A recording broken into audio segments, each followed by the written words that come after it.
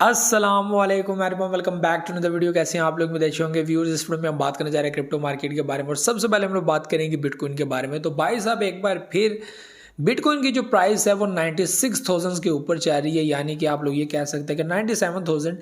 और यहाँ पर जो सिनेरियो है वो बुलिश बनता हुआ नज़र आ रहा है।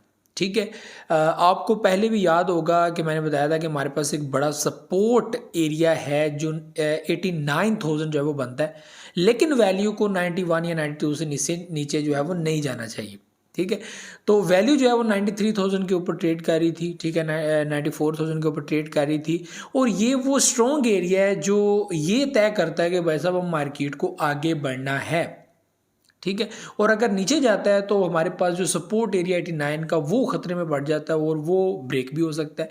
ज़ाहिर सी बात है काफ़ी टाइम जो है वो मार्केट 83 के ऊपर रही है।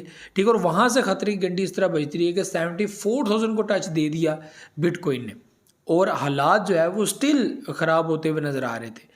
ठीक है, तो अभी जो है वो मार्केट के अंदर रिकवरी आई है, कुछ अच्छी चीज़ें यहाँ पर मार्केट में हुई हैं, वर्ल्ड वाइड कुछ हालात जो है वो बेहतर किए जाने की कोशिश की गई है।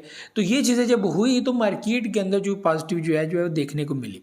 और ना सिर्फ बिटकॉइन के अंदर बल्कि आल्ट कॉइन्स के अंदर भी आप लोगों ने देखा कि अच्छे हालात हुए।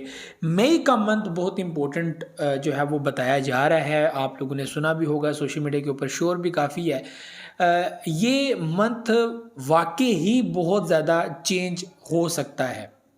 रीज़न क्या है कि वैल्यू जो है वो 1 लाख से ऊपर जा सकती है। 97,000 के ऊपर इस पर आप लोग देख सकते हैं कि बिटकॉइन मौजूद है 96, 97, यानी कि कुछ ही फासले के ऊपर हम लोग 1 लाख को क्रॉस कर जाएंगे। तो इस हवाले से जो है वो ये मंथ बहुत इंपॉर्टेंट है कि वैल्यू आगे बढ़ सकती है। और अगर बिटकॉइन की वैल्यू ऐसे आगे बढ़ जाए, अच्छी पोजीशन के अंदर आ जाए, तो साथ ही हम लोगों को आल्ट कॉइन्स के अंदर भी बेहतरी देखने को मिलेगी। देखिए, घबराने की, टेंशन लेने की जरूरत नहीं है।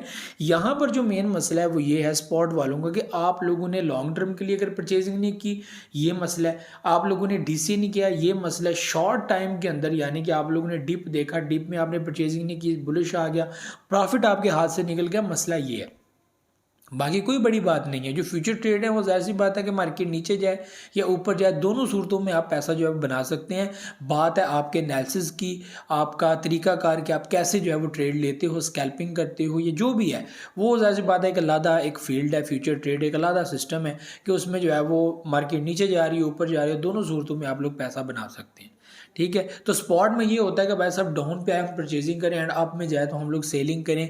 25%, 50% जितना भी प्रॉफिट बीच में आए हम लोग बीच में से प्रॉफिट लें एंड एग्जिट कर जाए।